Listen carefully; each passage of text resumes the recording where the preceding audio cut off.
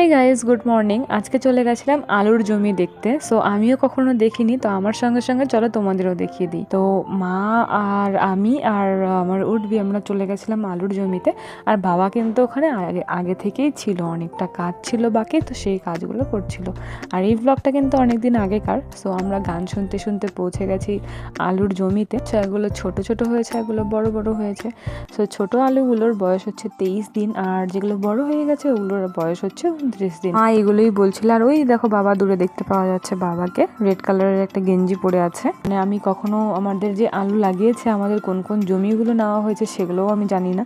তো আজকে first time গেছিলাম দেখতে। সো তোমাদের সঙ্গেও শেয়ার করছি, তোমরাও দেখো আমাদের আলুর জমিটা। আর এই সিজনে যেহেতু আলু হয়, সো আমাদের যবে থেকে জমি নেওয়া হয়েছে আমরা আলুটাই করি, আর বাকি সব আবাদ আমাদের এমনি মানে শখের বসে করা হয়। অ্যাকচুয়ালি সত্যি কথা বলতে মা বাবার অতটা ধারণা নেই চাষবাস সম্বন্ধে, যেহেতু আমরা কখনো চাষবাস